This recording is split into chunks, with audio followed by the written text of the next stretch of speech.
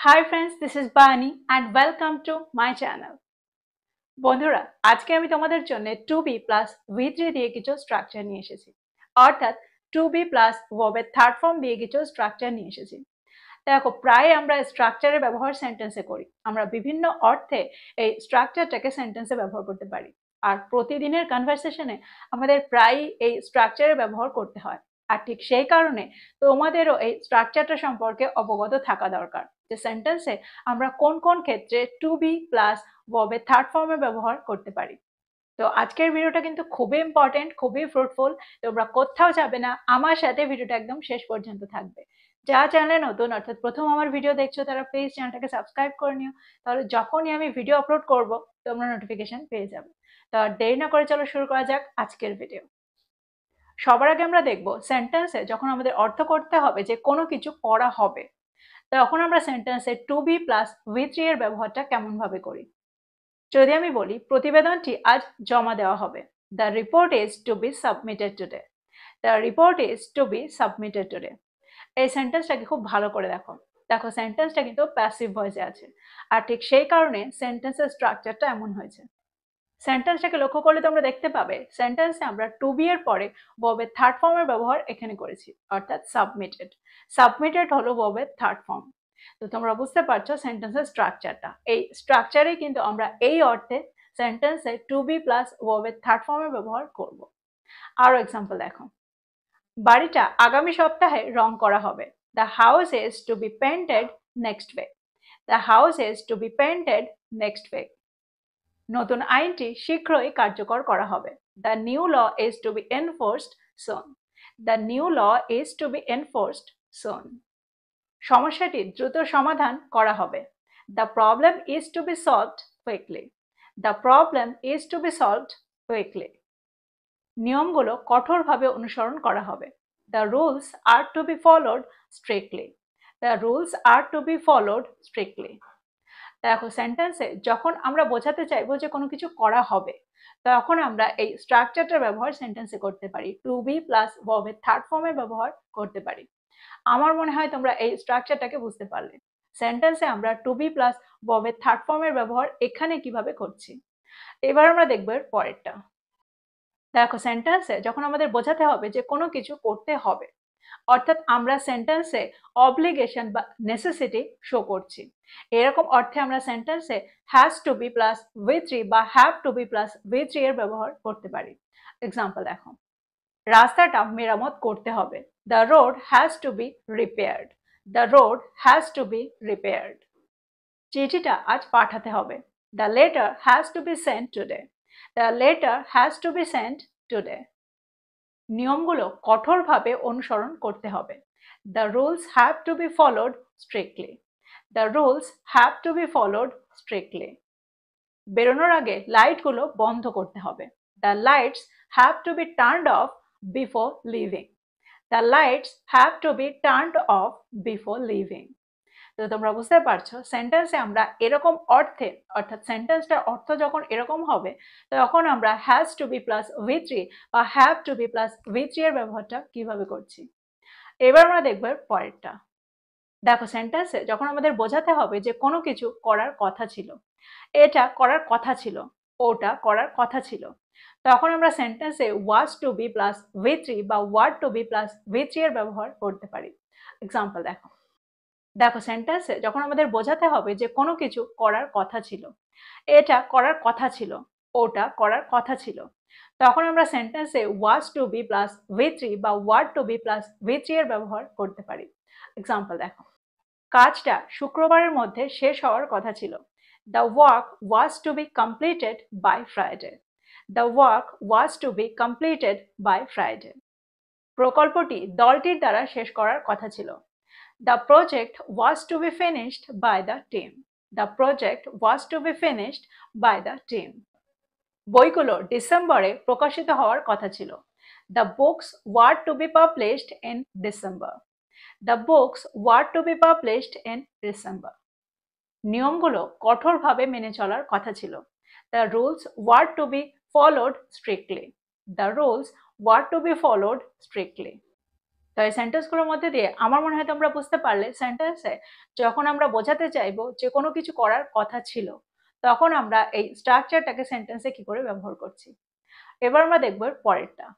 পরেরটা হলো will have to be plus V3। দেখো সেন্টেন্সে আমরা এই স্ট্রাকচারটা ব্যবহার তখন করব যখন আমরা বোঝাতে চাইবো ভবিষ্যতে কোনো কিছু করতে হবে, এই কাজটা করতে হবে, তখন আমরা সেন্টেন্সে এই স্ট্রাকচারটা ব্যবহার করব।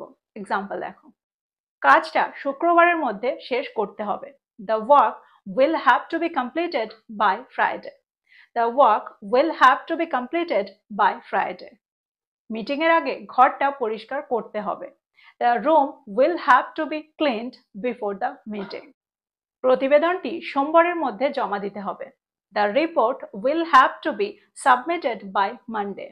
The report will have to be submitted by Monday. দেখো সেন্টেন্সে কিন্তু আমরা একই স্ট্রাকচারে ব্যবহার করেছি, অর্থাৎ will have plus to be plus V3। যখন সেন্টেন্সের অর্থটা এরকম হবে যে ভবিষ্যতে কোনো কিছু করতে হবে, তখন আমরা সেন্টেন্সের স্ট্রাকচারটা ব্যবহার করতে পারি। আরো একটা এক্সাম্পল দেখো, সমস্যাটি শীঘ্রই সমাধান করতে হবে। The problem will have to be solved soon. The problem will have to be solved soon. দেখো সেন্টেন্সে যখন আমরা অর্থ করতে চাইবো যে কোনো কিছু করতে হতো বা কোনো কিছু করতে হয়েছিল, এই দুটো অর্থেই আমরা সেন্টেন্সে had to B plus V3 এর ব্যবহার সেন্টেন্সে করতে পারি। এক্সাম্পল দেখো, বেরোনোর আগে দরজাটিতে তালা দিতে হতো। The door had to be locked before leaving. The door had to be locked before leaving. প্রতিবেদনটি সোমবারের মধ্যে জমা দিতে হতো। The report had to be submitted by Monday. The report had to be submitted by Monday. এবার যদি আমি বলি নিরাপত্তার কারণে গাছটা কাটতে হয়েছিল, তাহলে সেন্টেন্সটা কি হবে? The tree had to be cut down for safety reasons. The tree had to be cut down for safety reasons. তো তোমরা বুঝতে পারছো সেন্টেন্সে আমরা দুটো অর্থেই এই স্ট্রাকচারটাকে ব্যবহার করতে পারি। তো এই সেন্টেন্সগুলোর মধ্যে দিয়ে আমার মনে হয় তোমরা বুঝতে পারলে সেন্টেন্সের স্ট্রাকচারটাকে আমরা কি করে ব্যবহার করছি। কোনো কিছু করতে হতো বা করতে হয়েছিল বোঝাতে আমরা had to B plus V3 এর ব্যবহার করতে পারি। এবার আমরা দেখবো এর পরেরটা। যখন আমরা সেন্টেন্সে বোঝাতে চাইবো যে সে চায় এটা হোক, আমি চাই এটা হোক, তখন আমরা সেন্টেন্সে want to B plus V3 বা wants to B plus V3 এর ব্যবহার করতে পারি। এক্সাম্পল দেখো, সে চায় আগামী সপ্তাহে বাড়িটা রং করা হোক। She wants the house to be painted next week. She wants the house to be painted next week. আবার এই সেন্টেন্সগুলোকে যদি আমরা পাস্ট টেন্সে রাখতে চাই, তখন আমরা সেন্টেন্সে ওয়ান্ট বা ওয়ান্টস এর জায়গায় ওয়ান্টেড এর ব্যবহার করব। এক্সাম্পল দেখো, আমরা চেয়েছিলাম প্রকল্পটা সময় মতো শেষ করা হোক। We wanted the project to be finished on time. We wanted the project to be finished on time. তারা চেয়েছিল গাড়িটা দ্রুত মেরামত করা হোক। They wanted the car to be repaired quickly. They wanted the car to be repaired quickly. তিনি চেয়েছিলেন বইটা ডিসেম্বরের মধ্যে প্রকাশিত হোক। She wanted the book to be published by December. She wanted the book to be published by December. দেখো সেন্টেন্সে যখন আমরা বোঝাতে চাইবো যে কোনো কিছু করা দরকার, তখন আমরা সেন্টেন্সে need to B plus V3 বা needs to B plus V3 এর ব্যবহার করতে পারি। এক্সাম্পল দেখো, পার্টিটার আগে বাড়িটা পরিষ্কার করা দরকার। The house needs to be cleaned before the party. The house needs to be cleaned before the party. বাগানটিতে প্রতিদিন জল দেওয়া দরকার। The garden needs to be watered every day. The garden needs to be watered every day. নথিগুলো পরিচালকের দ্বারা স্বাক্ষর করা দরকার। The documents need to be signed by the director. The documents need to be signed by the director. আবার এই ধরনের সেন্টেন্সগুলোকে যদি আমরা পাস্ট টেন্সে রাখি, তখন আমরা নিড বা নিডস এর জায়গায় নিডেড এর ব্যবহার সেন্টেন্সে করব। এক্সাম্পল দেখো, বইটা গত মাসে প্রকাশিত হওয়া দরকার ছিল। The book needed to be published last month.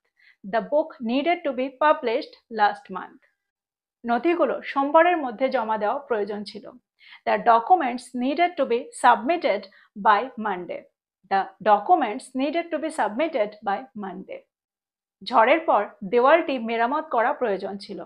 The wall needed to be repaired after the storm. The wall needed to be repaired after the storm. আমার মনে হয় এই স্ট্রাকচারটাও তোমরা বুঝতে পারলে।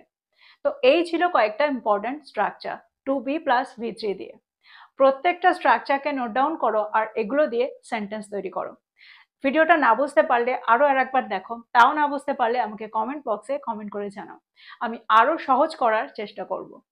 তো এই ছিল আজকের টপিক, এই ছিল আজকের ভিডিওটা ভালো লাগলে লাইক করতে ভুলে যেও না, বন্ধুদেরকে শেয়ার করো যারা ইংরেজি শিখছে। So this is all about today. I will be back with another video. Till then, take care. Thank you for watching this video. Bye bye.